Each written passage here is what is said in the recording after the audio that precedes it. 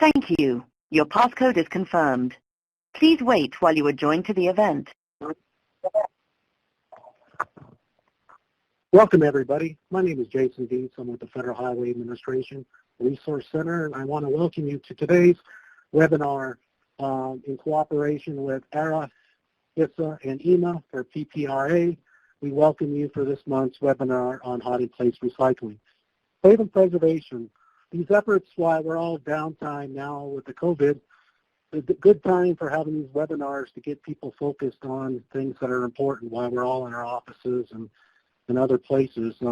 This was an opportunity through this partnership. We were able to go out and have these monthly webinars on pavement preservation to get folks back into tune of all these preservation treatments and et cetera. As most of you know, pavement preservation is a sum of strategies, activities, and performed to preserve our investments of our roadways, enhance safety, extend our pavement life, which is critical, improve functional performance, and contribute to the increase of user satisfaction. Last, I'd like to say the key principle for pavement preservation is keep good roads good.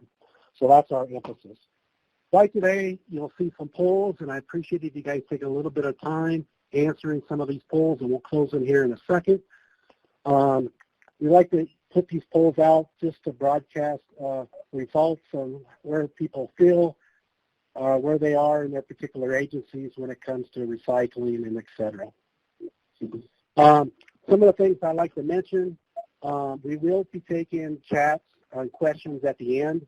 So if you have any questions, please feel free to use the chat pod. Questions are always we always appreciate them, and please go ahead and share any questions that you may have. In addition, we do offer PDHs, but they're upon request. So if you have a need for a PDH, please let us know, and we'll make sure we'll get that off to you. In addition, now I'd like to introduce our speaker for today. His name is Todd Gunzer. He's with Cover Pavement Incorporated. He's a former pavement materials engineer for the Colorado DOT. At the DOT, he was charged with finding and developing and implementing cost-effective surface treatment strategies for highways in Colorado that he would ultimately give taxpayers efficient, long-lasting, quality pavement for the transportation. Now, as a contractor, he lends his experience to helping local agencies and DOTs throughout the western U.S.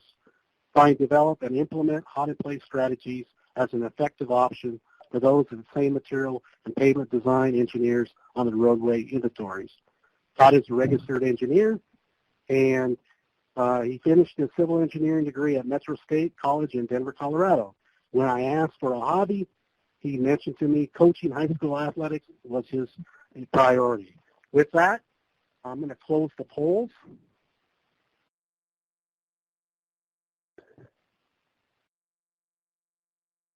And then broadcast them for everybody.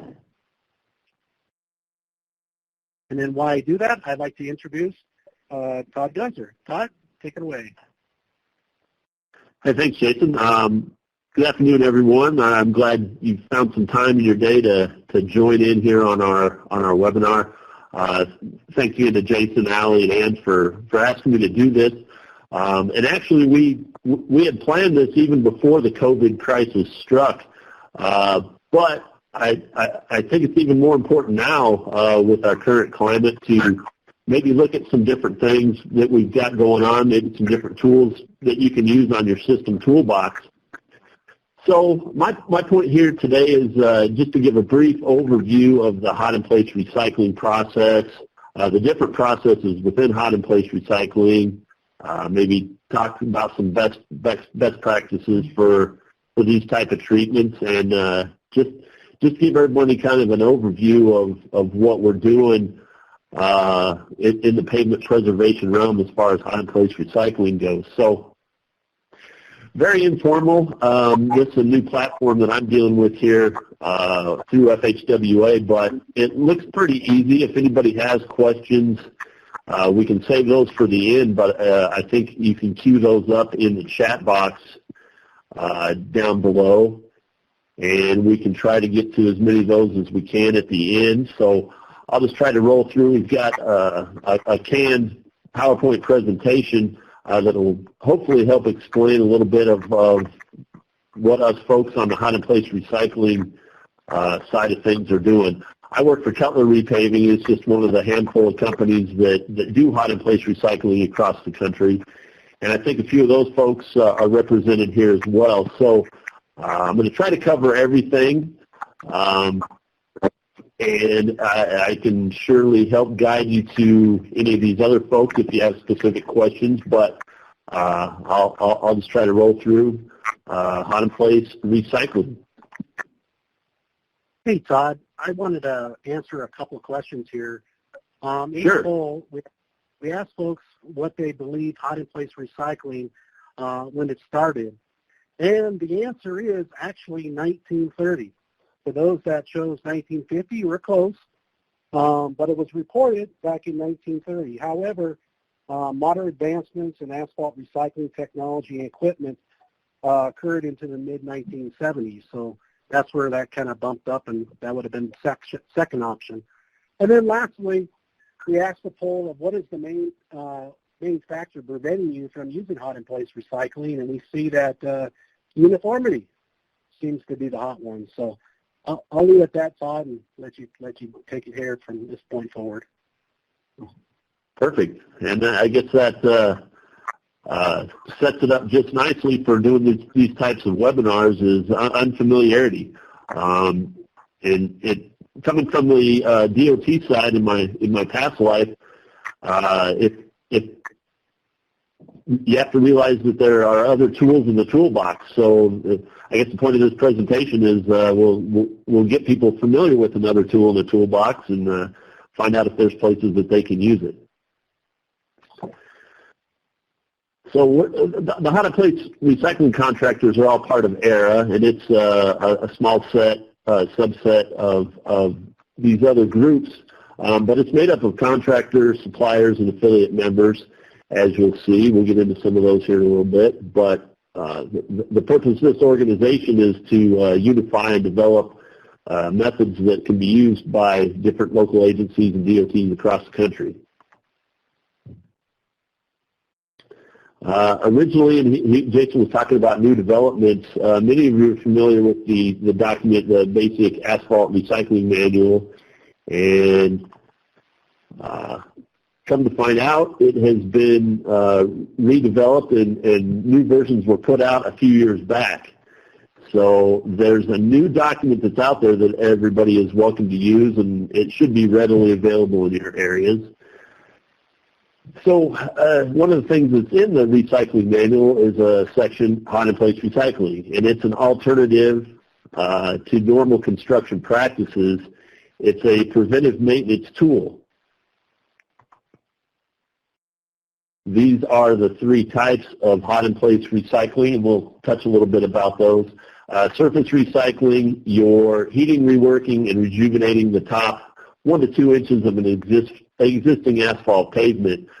So this is kind of the lighter side of the spectrum of hot-in-place recycling. You're just heating and recycling the top surface and recompacting that and using that as your wearing surface. It may or may not be followed with another overlay, chip seal, seal coat, that type of thing, but we're really just scratching the surface literally when talking about surface recycling.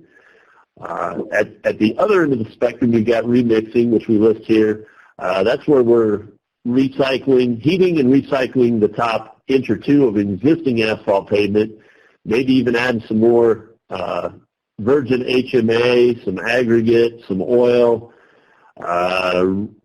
remixing that material and laying it down. Sometimes it's used as a surface course, but more than likely that's going to be followed by a structural overlay of another 1 to 2 inches. So that's kind of the more heavy duty of the three types that we're going to look at today. And then something in the middle is heater repaving. That's where we're heating, reworking, and rejuvenating the top 1, sometimes up to 2 inches of an existing asphalt pavement. Remixing that, adding some rejuvenating agent, laying that down, and then simultaneously applying that overlay as the wearing surface.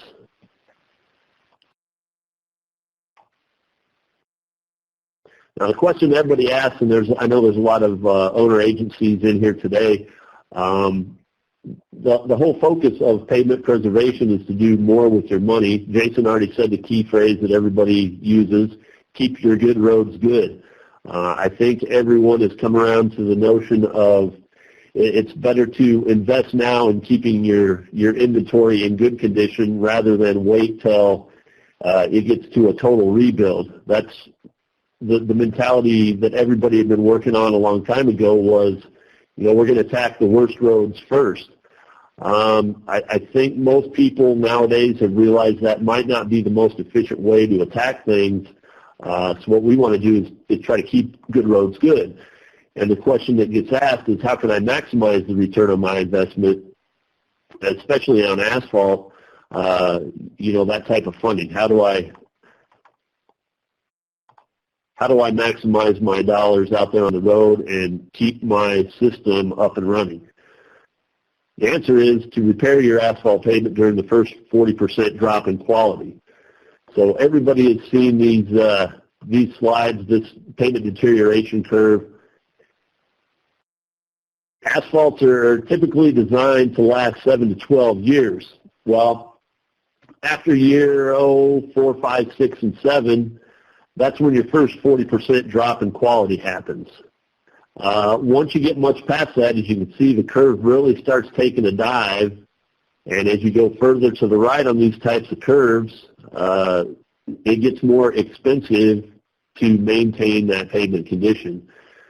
So the key thing is, in general, if you can invest a little bit in keeping your roads in good condition within that first 40% drop in quality, you can just keep bouncing that line up and up and get more years. You can squeeze more years out of your pavement for the same type of budget.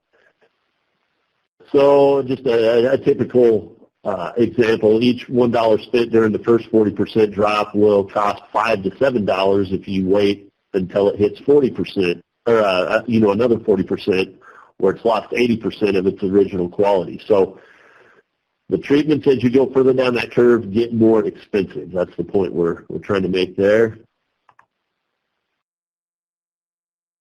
Considerations for project selection, that's probably the most important part of this whole system, is finding the right road at the right time and choosing the right treatment. You'll hear that catchphrase a lot, but it's really true. You're trying to find a road that is an excellent candidate for pavement preservation, which means it probably needs something a little more than a chip seal or a slurry seal to keep it in that good condition, but it's not yet deteriorated far enough down that curve to where it really needs a total reconstruction or a heavier duty mill and overlay type of deal. So we're trying to find something right in that sweet spot, and it's a pretty specific target we're shooting for, but a lot of our roads fall into these categories.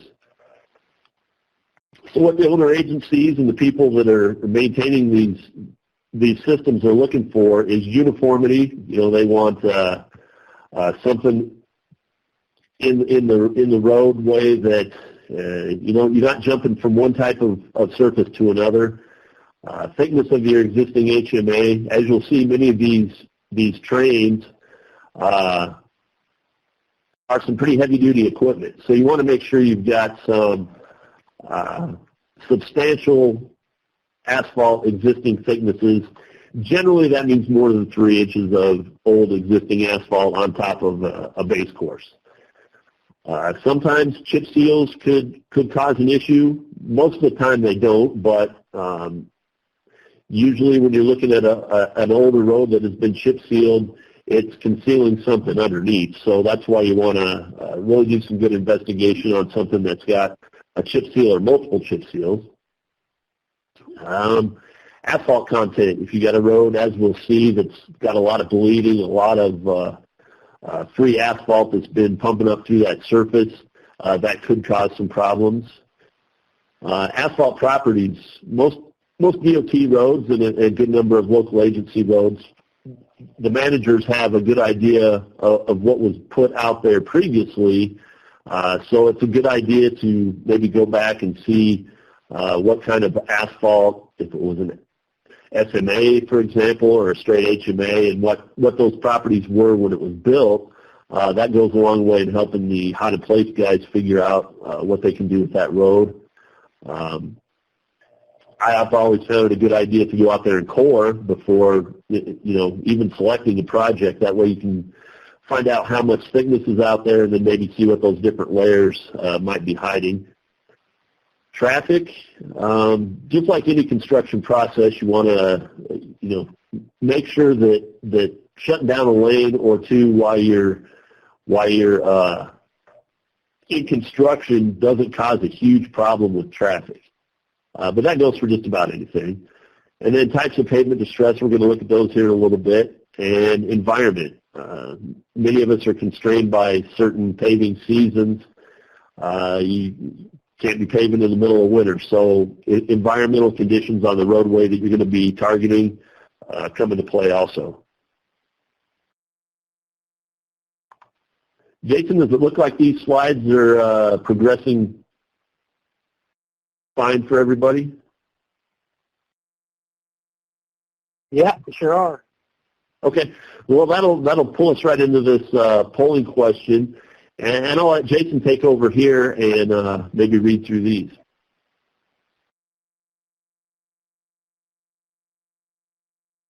All right. We have a poll here, and request that everybody get a chance. What is your typical range for pavement condition, PCI, that triggers hot in place recycling treatments? And we'll take a few minutes here. And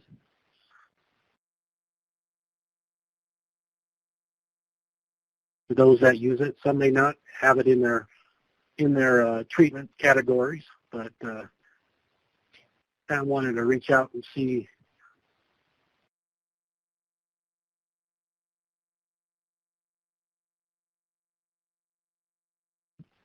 And I think the point of this question is trying to find out when people are actually going through those existing surface conditions and how soon or how late they're actually triggering some of their preventive maintenance treatments, if they are at all.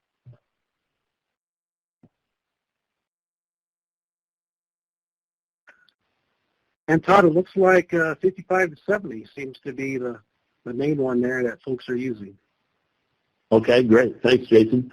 And that's pretty typical, but there's good news there, and then that actually means people are trying to focus on keeping those good roads good. They're not letting it get clear down to that 70 and higher on their condition index, realizing that they're saving those roads for a more heavy-duty type of rehabilitation there. But they're letting them get past that early stage where a chip seal or slurry seal might work. So that was expected. I'm glad to see those results. Some people might shy away. I mean, unfamiliarity it looks like the biggest factor for people not exploring these hot in place options, but another thing might be urban applications where you're not sure if you're going to see some of these big hot in place trains rolling down the road, if those would fit in an urban condition. So when that happens, there's not a lot of difference other than maybe an increase in traffic or some other things you might have to focus on logistically. But the main thing is most urban applications are going to be in a road that's got curb and gutter on both sides. So you may have to adjust what you would normally see out on a highway by doing some curb line milling. The point there is the hot in place paving guys want to put back your final riding surface right where it needs to be at the gutter lip instead of increasing that profile. So curb line milling is found to be an inexpensive and effective way to handle that scenario.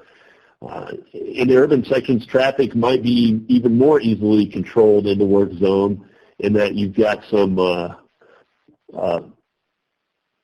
other detour routes that might be more readily available than if you're out on a highway where there's only one way in and out. So usually traffic can get handled a little bit better in an urban application. And then environmental conditions considerations, we talked about that earlier. That goes for just about any application you might see. Here, if I'm not mistaken, this is a project selection guideline chart that I believe comes right out of the Colorado DOT Pavement Design Manual. I could be wrong, but this is pretty typical of what you would see in most places, where it goes down the left side, what kind of distresses you might be seeing, and then the three different candidate HIR processes and where they might be most applicable. So if we just go down here to skid resistance, you have a road that's just totally polished aggregate, and you're really having trouble, maybe even some accident history. Surface recycling might not be the best candidate, but you go across and you find that repaving and remixing might accomplish what you want to do. So just some of the different pavement distress modes that we'll talk about in a little bit.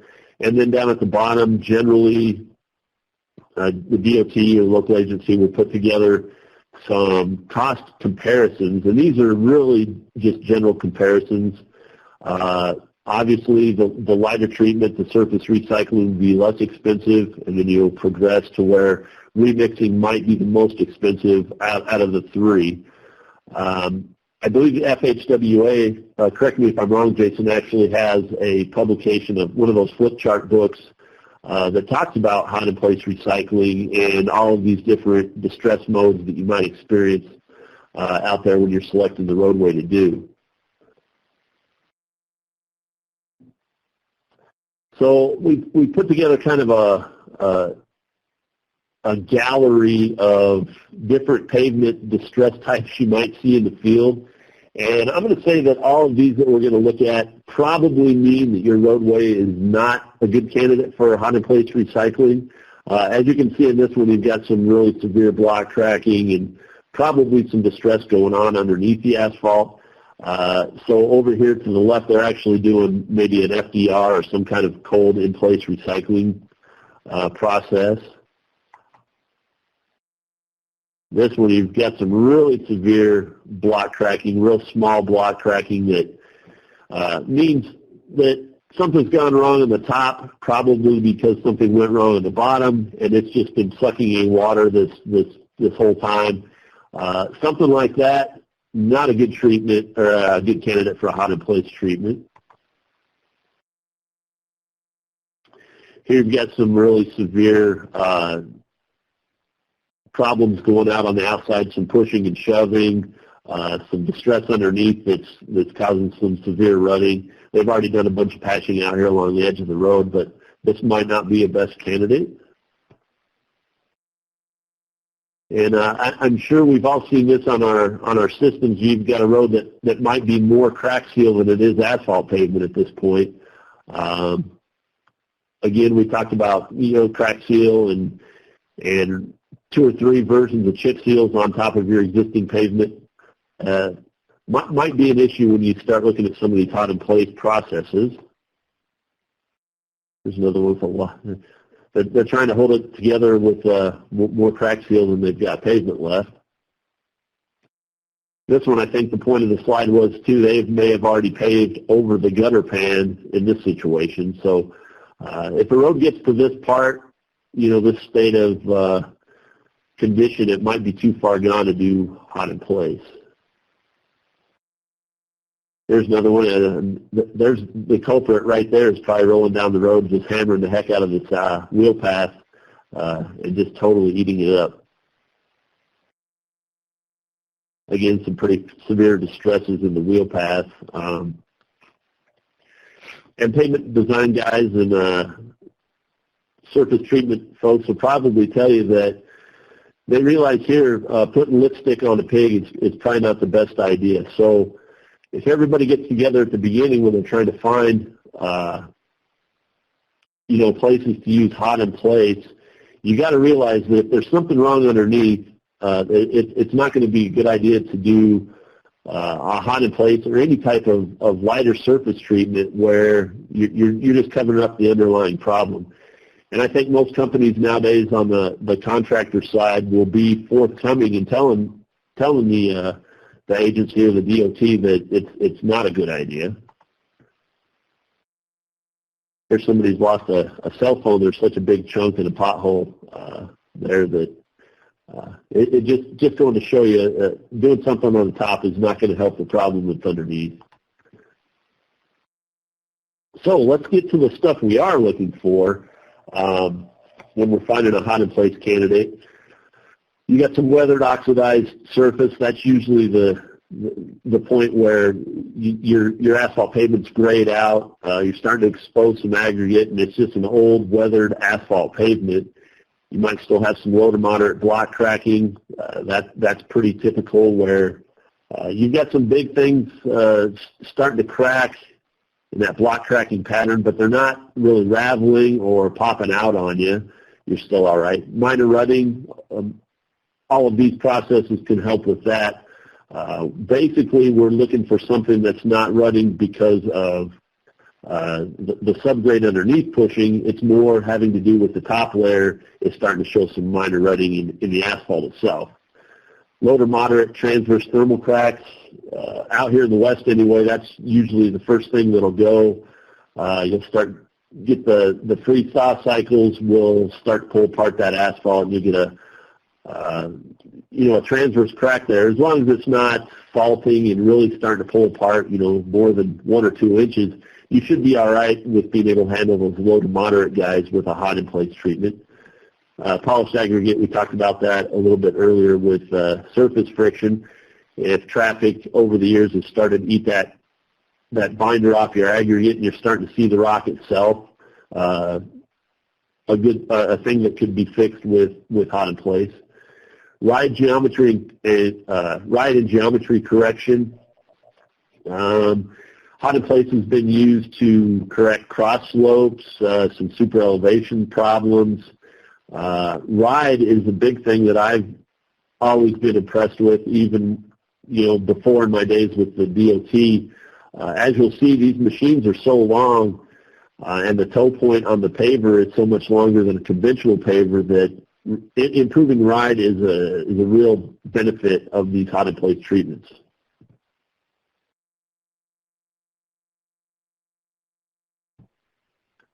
So we'll get into the different sections of each of these hot-in-place guys.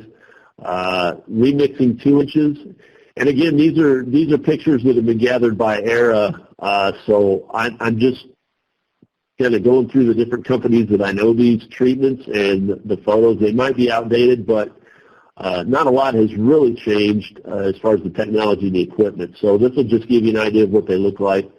Here would be a heater remixing train that's rolling down the road, doing some work. Green Roads Recycling, our friends up north. This is a company that does a lot, if not all, of the hot-in-place recycling in Canada and the northern part of the United States.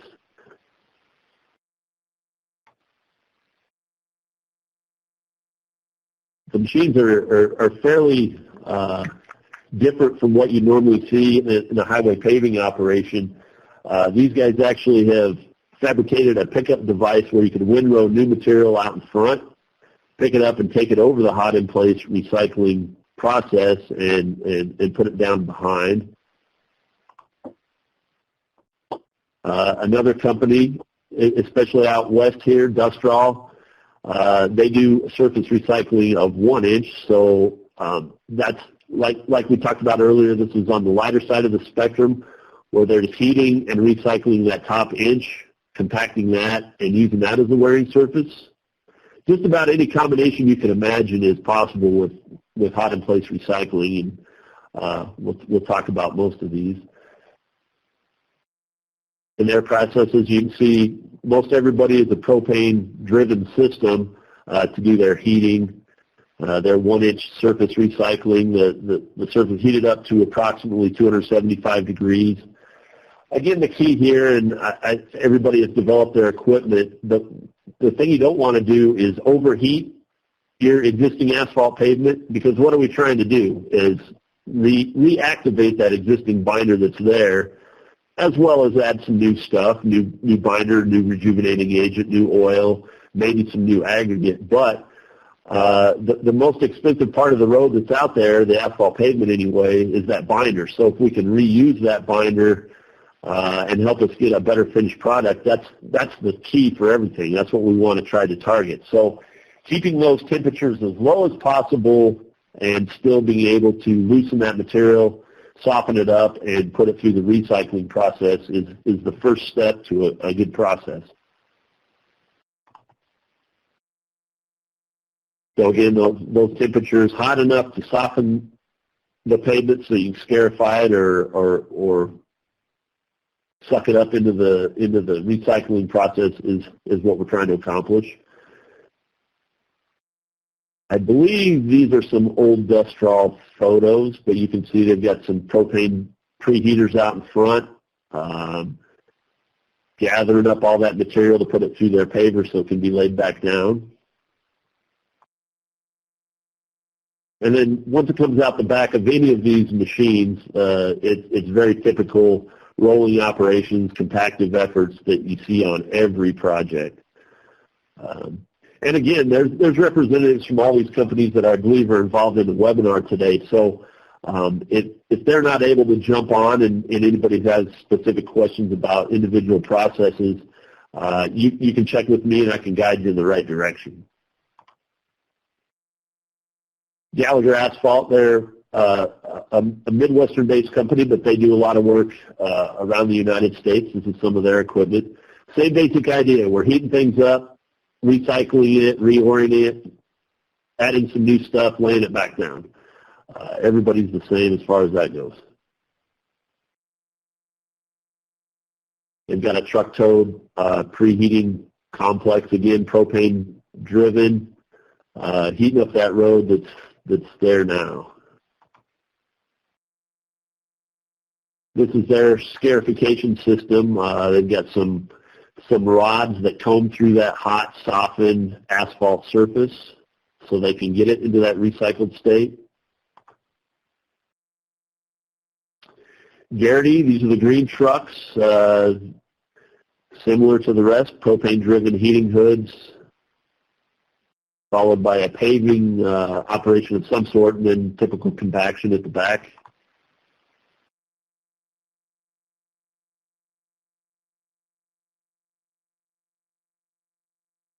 That's what their heating unit looks like. This is one of their preheaters.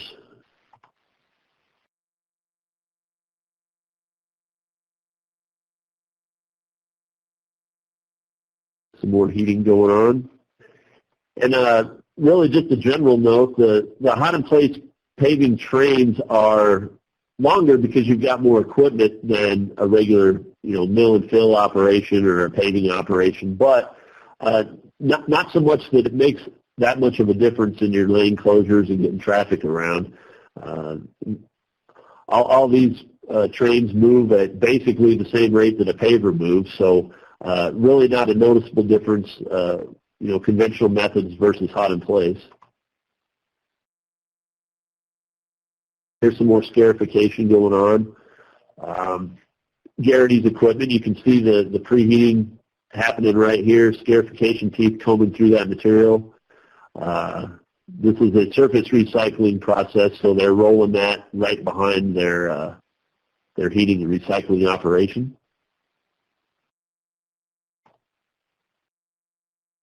Dust straw, we touched on them before. They also do some deeper treatments, more on the heater remixing side of things. So they've got a long continuous process with a self-contained train. They do the preheating. Their heated pavement is milled down in increments. So what happens, generally from what I've seen, and obviously there's some different scenarios, but the remixing folks will recycle down an inch or a half inch to an inch sometimes in different steps. So they'll gather that material, windrow it beneath their machines, beneath their train, and then hit it again, hit the next layer down, another half an inch to an inch where they're heating that up and gathering that up. So that's how they progress down the road, doing a little bit deeper treatment. All during this process, there's an emulsion that's added. Everybody does a mixed design anymore to figure out what the optimum rate is for that rejuvenating agent to be added. That material is mixed around and windrowed and then laid back down with a paving screed or a recycled screed. All that material that was recycled and reused, and if there's some more oil or aggregate added, it's all done at the same time in one continuous operation. Then typical compaction behind all that. In most cases, especially here in the West, I guess, I shouldn't speak for everyone, but when a heater remixing process is done, you're recycling, up to that 2 inches of existing surface.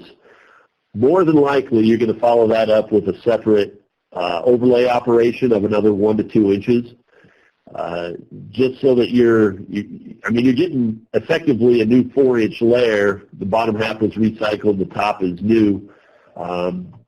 But you can apply any wearing course that you want on top of that. It might be a straight HMA, it could be an SMA, a thin overlay, chip seals, micro slurry, anything you want. The thing is, you're putting icing on the cake. You've recycled a layer, a structural layer, and you want to put something on top that's going to make a good wearing surface.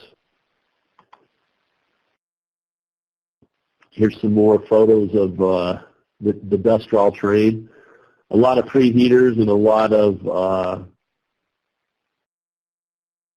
recycled mills to get that material up. So you can see they're heating the top and then taking a bite out of the bottom, windrowing that material, and then followed back up by some more heaters that are taking the next layer down, heating that up, milling it up, windrowing that material, all underneath their machine.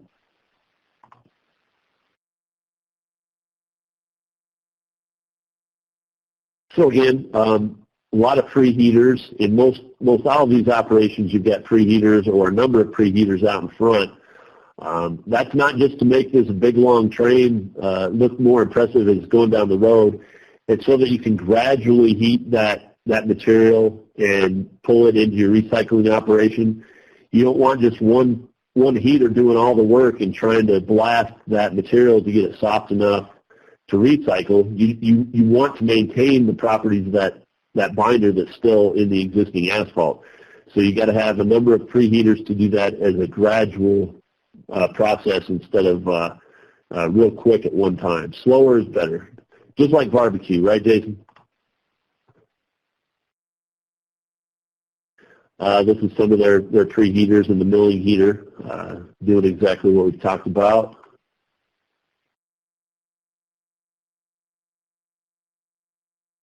And I'm a little more familiar with industrial equipment, but this was one thing neat that they do. They've got that windrow recycled material that they've milled up. They keep that hot as it's moving through the process. Their mill has a heater on it that heats this windrow, keeps it between 200 and 275 degrees. Again, you don't want to make things too hot, but you don't want to let them cool off as you're moving it through the recycling system.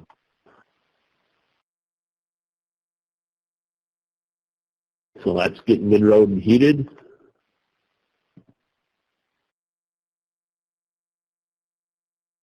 Again, this is the milling unit. It's also hot, but here's where you're adding the emulsion to reactivate that binder that's in that material that you've milled up. Here's the insertion point for their emulsion. And again, it's not like the old days back in the 1930s or whenever this started coming about, where people might use diesel to reactivate that binder, using that as a rejuvenating agent. As time went along, it got more specified, I would suppose. A lot of places 10, 20 years ago were using an ARA, which is an asphalt recycling agent. A lot of things would fit into those criteria as well. Currently, it's a very highly engineered emulsion that the hot in place recycling guys use for the rejuvenating agent. There's some real fine guidelines on the specifications for that material, not unlike the regular binder you're using for your asphalt mix design. So it's evolved to the point that even the recycling agent, it's not just used to reactivate that binder. It's part of the pavement system, and people treat it as importantly as the binder that you're using on your virgin HMA.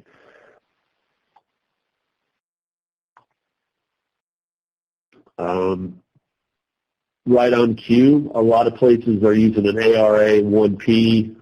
That's a polymer modified emulsion that's been designed to really help with elasticity and coating of that aggregate. Its physical properties are chosen because it resists moisture, rutting, cracks. All that thing is improved a little bit more over the typical just rejuvenating agents that everyone's used in the past. A lot of what we use, I guess at Cutler, is an HFMS2P. So that's a high float, medium set, a 2P polymer designation. So you can tell that's come a long way over the past few years that we're using something with a lot more bells and whistles just to do the recycling and the rejuvenating of that existing pavement. And here's what their final process looks like. I believe these are still some Cutler photo or Dustral photos, but they've got a pickup machine that gathers that recycled, rejuvenating windrow, puts it in the hopper of a modified paver, but it's doing the same thing. It lays it down just like a paver would, and then conventional rolling right behind it.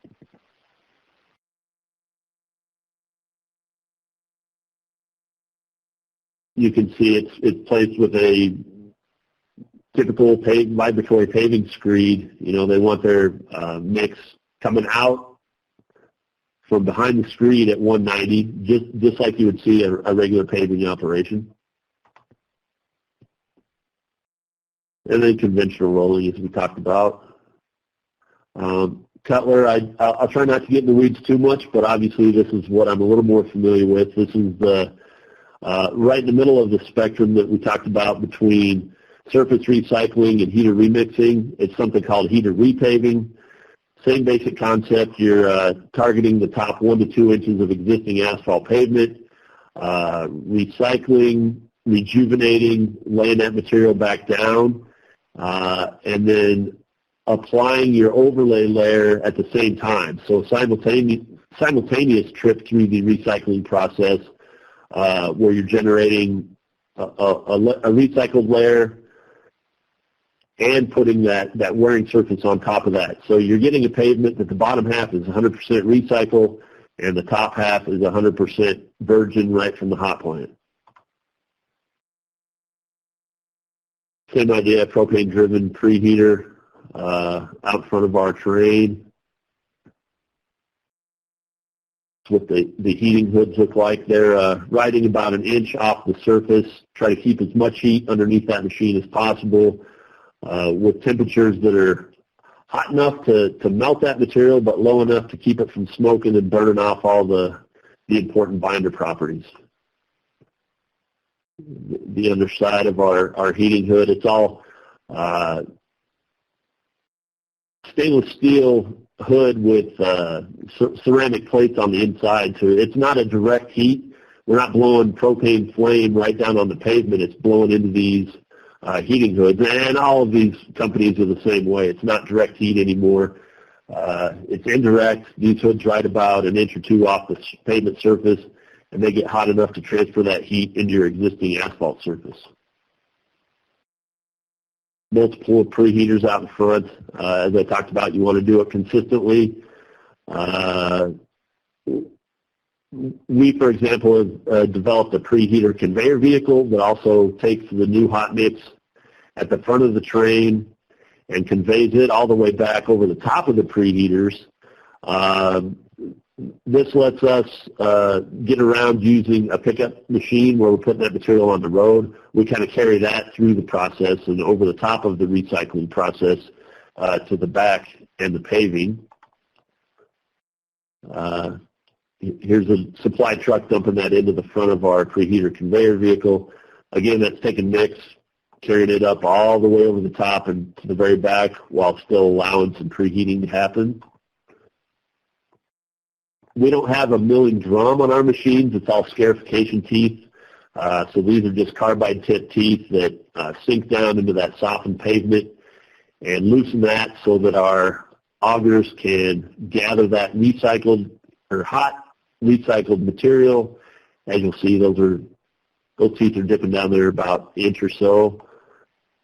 Soften that up. We've got a counterflow auger from both sides of the machine that will gather that loosened material up into a windrow where recycling agent is applied. This is where we pump in our HFMS2P. That material is getting augered, mixed around, reoriented, and remixed with the rejuvenating agent. And windrowed, just like all of the other hot in place recycling trains, windrowed between the machines. So you've got recycled material. The paving operation is going to the left on this screen. You've got a windrowed, recycled, rejuvenated material, and then a regular recycling screed with augers that are pushing that material back out to the side, spreading that evenly over the surface you just went across, and the recycling screed is laying that 100% recycled material down on the roadway. Again, we're moving to the left, but you've got a recycled screed right here laying down 100% recycled, and then the new virgin HMA is coming up through the machines, and literally a foot behind that recycled screed, you've got a regular paving screed that's putting down your top lift right on top of that recycled material, making a hot sandwich. Just another view of that. So you've got two auger systems. A lot of these paving operations do it that way. You've got a recycled screed laying down the material you've recycled, virgin mix getting laid right on top of that or mixed in. And then when it comes out the back at the far end of the machine, you've got what in this case appears to be a 2-inch overlay. The bottom 1 inch is recycled material. The top 1 inch is brand new HMA from the hot plant. A cutler machine, a delivery truck, preheater conveyor vehicle, and then the repaver itself. Typical rolling compaction. Potential hot in place benefits. I'm going to back up one time. You can see rolling. The other thing that stood out for me all these years, aside from the smoothness improvement, is the hot longitudinal joint you get with all of these processes. So when you're paving a street or a road, and you pave the initial pass, which is over here where the truck's driving, and then you pave the pass right next to that, you're overlapping. You're making a hot joint on both sides of that longitudinal joint. In other words, not just overlaying and then coming back a few days later and overlaying the adjacent lane against a cold material. You're actually heating up the other, an overlap 12 inches of that pass you've already completed, and then rolling that all together. So I've always been impressed with the quality of the longitudinal joint in all of these hot in place operations. So we talked about the stresses that it repairs. It extends that life of your pavement. You're keeping that good road good. You keep bumping up that curve before it really drops off and causes you to move into a more expensive type of treatment. It improves the ride quality. There's no question about that. It improves friction coefficient. If you're not adding a separate overlay on top, you're at least moving that aggregate around a little bit so that it's not, in the same spot. You're coating that aggregate again. You're improving that ride friction. It improves the appearance. Like I said, if you have an old weathered grayed out surface, this looks like it's brand new, but you've done a lot of recycling, making it look good. Improved bonding. I hit on that a little bit. You're making a hot sandwich, and that's not far off. You're heating the underlying material as well, so it creates a really good thermal bond between the layers rather than just a typical operation where you might be out doing cold milling the day or two before and then coming in and doing your overlay, a typical mill and fill operation, right? you're overlaying on top of a cold surface. The very best you can hope for is that you're putting a tack coat down, but I think there's superior quality with these hot-in-place operations when you're creating thermal bond between those layers and then getting out of the way. It also eliminates the need for a tack coat because you're doing all this in a single pass. You're closing the lane once, doing your hot-in-place recycling, your paving, your overlay, and then you're getting out of the way. You're not coming back a day later to do the paving after you've done the milling. I'm not saying that there isn't a place for a mill and overlay operation, but if you can find a road that might work for preventive maintenance treatment, specifically hot in place, and you can get it done in one shot, why not? Again, just some relative cost comparisons. Surface recycling is on the lighter side, so it's a little bit less to the pocketbook. And these are very general. It varies place to place and operation versus operation, but you can figure about $2 a square yard for surface recycling. HIR repaving, the one in the middle, about $3 per square yard plus the cost of your overlay material. And then remixing, since it's a much deeper process, $4 per square yard plus whatever material you're using for the overlay. And a rule of thumb, I guess, if you're just looking at it from a materials cost comparison, if you can do a square yard inch of recycling cheaper than a square yard inch of new HMA paving, you're saving money right off the bat. So if you can find a situation where it makes sense, nearly everyone finds that they can treat more road for the same dollar. And that's also the point of preventive maintenance. You want to do something that's not expensive but will extend the lifespan of your pavement. Jason, I'm going to let you jump in and talk about some of these links. Yes, I'd be glad to, Todd. For some helpful links, we do have ERA out there, and as we saw a photo at the beginning, great site for further information. You can go to that website and provide you further information. On the second bullet, FHWA checklist, just recently updated checklist for hot-in-place recycling. You can go to that site and you can download that. And we also are working on having something by cell phone, next generation, and hopefully here by late summer, early summer, we might have that available for folks to use on their cell phone when they go out to projects. Take snapshots, say if you're doing hot-in-place recycling, have it sent back to your office, whatever. It'll have that ability to do that. And then we have the Pavement Preservation Recycling Alliance website where you can go into that particular site and it could tell you upon the stresses and how the pavement's fatigued and whatever, what would be the most appropriate hot-in-place recycling technique to be used. And lastly, the National Center of Pavement Preservation has some great information over the years. There's some of the conferences that we've done. You can go in there and look for further information on your leisure.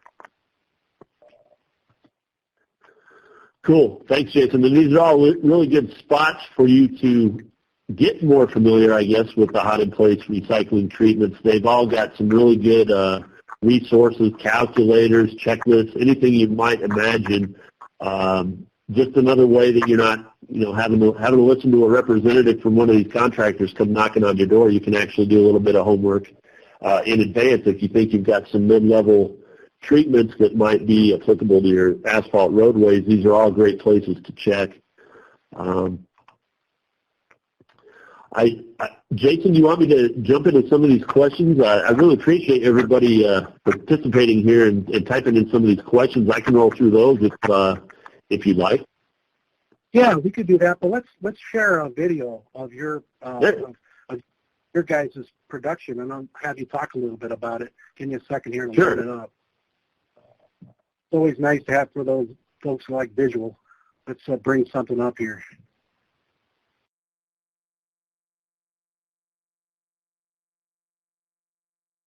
Yeah, videos are always more exciting. You see the processes in action without having to stand there and get cooked. Exactly. Bear with me one second. No worries. I see somebody asked, I'll just do a quick question and answer here. As a pre-treatment, can localized deep patching be done in advance of HIR? Absolutely. If we see that the road is in general in pretty good shape, but you might have a patch or two that needs to be done, that's very typical to either do that as an agency or as part of a hot in place contract to go out and patch beforehand. Because all we're doing is going to recycle that anyway, so that's a great time to do patching in advance. Here's a really common question. Will there be issues with compaction if the processing depth is 1 inch and the existing surface comprises your 12.5 stone? No, and the reason why is because you also get to count the thickness, the lift thickness of your recycled layer. So don't just think of it as recycling or trying to compact a 1 inch layer. Yeah, you might be using a grading SX mix or even a grading S, but you're compacting that within the confines of a 2 inch layer. You've got that recycled layer that gives you a little bit of credit on the bottom. Hey, go for it, Jason.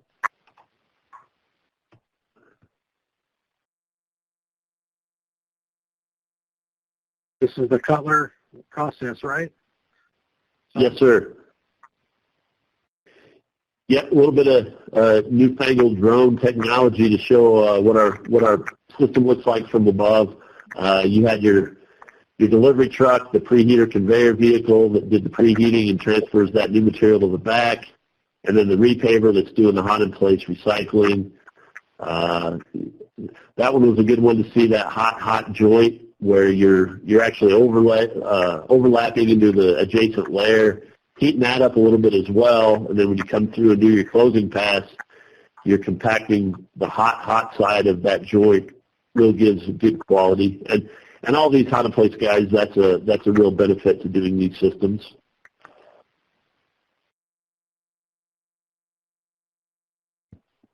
I was asked to comment on the friction properties before and after hot in place.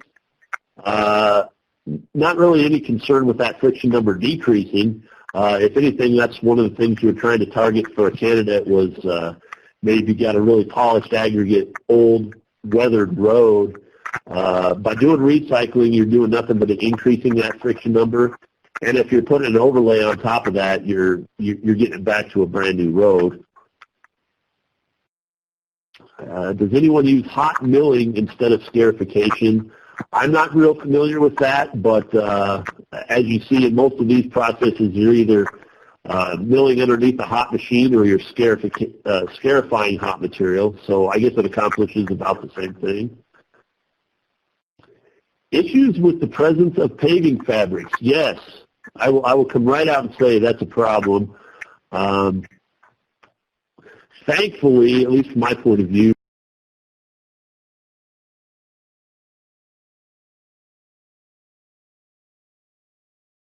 it seems like paving fabrics have been confined to parking lots anymore, not so much out on the road. But another reason to do some investigation and maybe some coring before you're out on a highway or a county road or a city street, you can identify spots that there might be paving fabric shallow enough that these hot in place recycling processes might cause a problem. So boy, if there's fabric and it's deep down in the pavement, not a problem. But if it's right up at the top underneath that last paving operation, you don't want to be dragging fabric down the road or milling that up. So if you can avoid it, avoid getting on a surface that's got fabric right underneath, that would be great.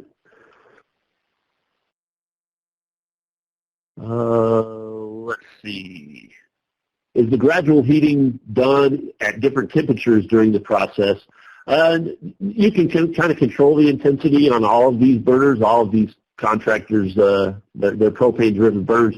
You can control that intensity by turning off and on heating hoods at various times, but really it's all at one temperature. You're trying to find the hottest temperature you can use to melt the road, but keep that temperature low enough so you're not scorching or smoking that material. issues with manholes and traffic loops during construction.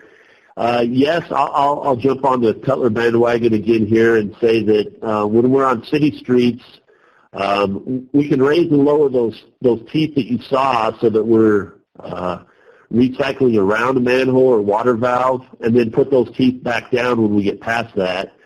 And then another benefit of all of these processes, you can put in riser rings and adjust those manholes while that material is still hot. There's not a need to come back later and jackhammer around that to do your adjustments. It's a good time to do it right when you're going over the top of it.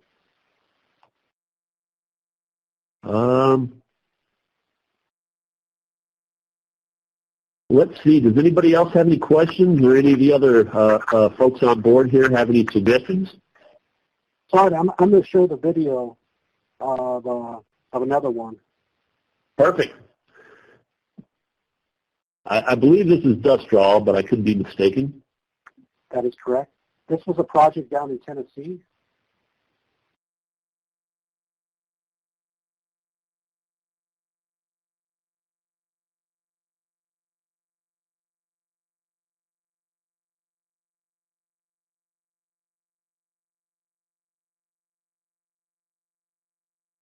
So you can tell there they're really concerned with keeping everything compact and really up close to one another to maintain that heat all the way through the process, because they're recycling a little bit, going down into that top surface of the pavement, windrowing that, and then taking another swipe down below. So they're really focused on getting that windrow material and keeping it right in the center and keeping it hot until it gets back to this recycling paver at the back, where they're picking up all that recycled virgin material in a few cases, mixed together and laid back down while it's still hot.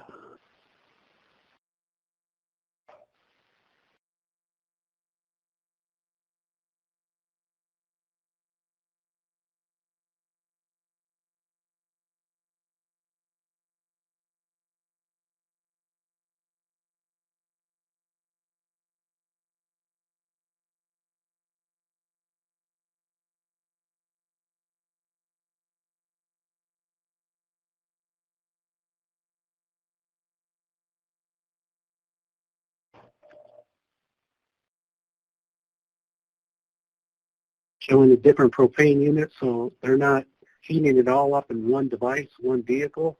They have a variety of them that gets down to the temperature, to the thicknesses they're wanting to get to.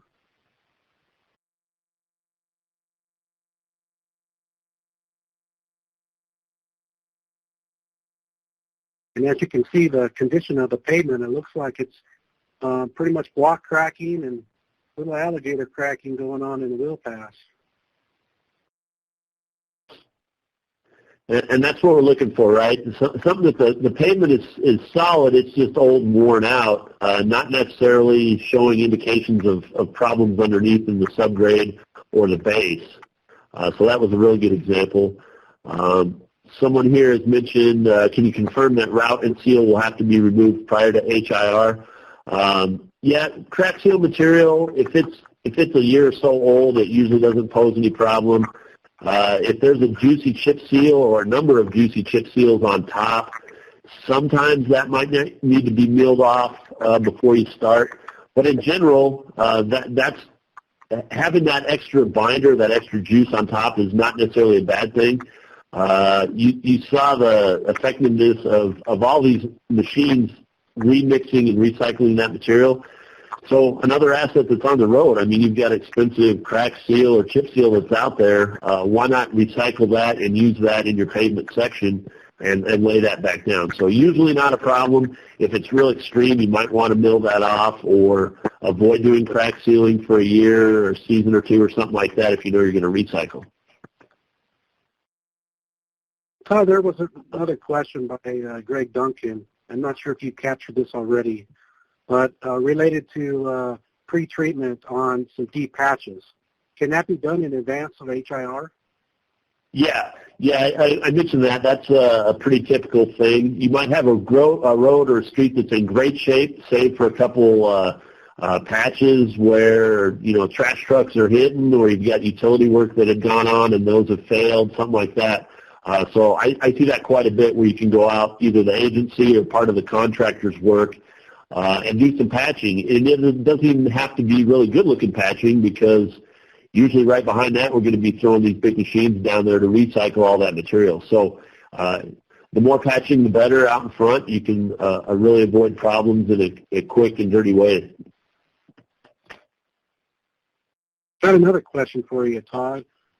What if I'm an agency that I like thermoplastic striping? Any recommendations on how do I go about removing it or leaving it in upon operation, HIR? No, good question. And you saw a lot of these pictures and even some of that video of the machines recycling roads that have stripes, traffic markings, that sort of thing. It's possible to do. The one trick is if you got some really heavy thermoplastic areas, you might be working in an urban section where they've done a lot of stop bars, turn arrows, that sort of thing that are thermoplastic. You can only imagine what happens when these heaters hit a thermoplastic. Generates a lot of smoke. I mean, that material will eventually be drawn into the recycling process, but it's probably a good idea to lose those before you get there with the recycling, either grinding those off or removing them. It doesn't really cause a problem with the pavement, but it sure generates a lot of smoke and maybe even some flames. And the average ordinary motorist driving by might think it's actually a flame-throwing dragon that's landed on the street, and you might want to avoid that. Thanks, Todd. What if I'm an agency Sure. that I a lot of large stone mixes? Are they suitable candidates for HIR? Yeah, so we talked about grading S, grading SXs, so your 3/4 inch and your -1/2 inch. Those are no problem at all. When you get up about the 1 inch nominal maximum size, you're grading SGs. You might be pushing some issues with compaction, but I guess what I've seen, if someone wants to use a grading SG on top as their wearing surface, they're probably doing some deeper recycling and making a thicker recycled layer below. So I can't really think of that would be a problem. You're still gonna fall within the maximum allowable lift thicknesses for compaction. But what my point is, you can actually count that recycled layer as part of your lift thickness, and if that's a 4-inch layer, but you're using the top 2 inches are a grading SG, that should still be allowable by all typical specs, because you're compacting that inch rock, but it's a 4-inch layer that you're taking into account. Thanks, Todd. Sure. And again, my contact info is on the screen here. I know we're running up against the time limit, but if anybody has any questions, it doesn't have to be Cutler specific. If you have questions for the other guys that you saw here, the other contractors, I can sure steer you in the right direction, or help with any of the general haunted place questions you might have. So feel free to reach out. I appreciate everybody's time today, and I know we're in a kind of a different climate, but just some different things to think about once we all get back to normal and we're out there looking for roads to do. You guys have had your systems, and this is just one more attempt to show you that there's another tool for your toolbox. And if there's anything I can help with, or Jason or Allie or Ann here, just let us know. We can get you in the right direction. Hey, Todd, I got one other question. I'm a local Sure. agency, and I just got some streets in my network that I got to repair, and I'm not a big freeway. So can a guy, I know in the surface recycling and surface repaving, there are different types of units. Can a guy use a single-pass method compared to a multi-pass method? Oh, for sure. You need more equipment the deeper you go, but a lot of these surface recycling treatments, especially I believe Gallagher and Garrity are kind of, this is their wheelhouse. You can get down to some single unit systems where you're doing it all at once. You're literally putting icing on the cake. As you get into the heater repaving treatments, Cutler, I guess specifically, you can see that it might be one or two machines, but it's all one pass, and then you're getting it done. And then you'd save the deeper treatments, the heated remixing style treatments. That just means you need more equipment out in front. So you can certainly tailor it. If you're out on a highway in the middle of nowhere, you really don't have any concerns with how long your paving operation is, and you can go as deep as you want using as many pieces of equipment as you want. Whereas the city, you might be a little more constrained for keeping traffic off of it, and you could focus on some of these other operations that are single units versus getting spread out all over town.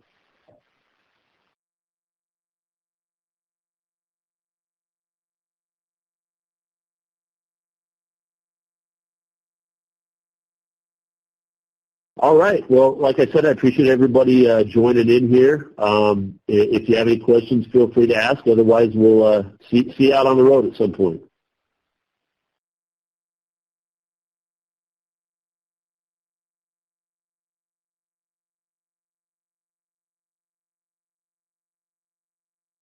Allie, did you want to talk about the next webinar in the series? Or Ann? Or Ann? I'll touch on that, yeah. First, just thank you everyone for joining us today, and thank you, Jason and Todd, especially for putting today's presentation together. We really appreciate it. A recording of today's presentation will be provided to all attendees via email, and it will also be posted on roadresource.org in the next few days, so check there if you need to rewatch it for any reason. The next webinar in the series, which will be on engineered emulsions, will be led by Dan Wegman on July 16th. To register for that, you can also go to roadresource.org, and we look forward to seeing everyone then. Thank you, Ann. And with that, I'm going to go now to last but not least section, our evaluations, and where you can go down and download the presentation that was shown today, as well as a few videos. On the evaluation, to go to the next, there's only like 5 or 6 slides that you have to go to. Use the small arrow right down below the play arrow to advance to the next slide. And I appreciate it. As we do these webinars, getting information feedback from you all is very important. And to make it better, more useful, we appreciate any comments you could provide us. And with that said, doesn't look like we have any more questions, Todd. Thanks again, Todd, for your time. Well, no problem. My pleasure. And that basically concludes our webinar for today. Thanks, everyone, for participating, and we look forward to you participating next month. Thank you. Thanks. That concludes our conference for today.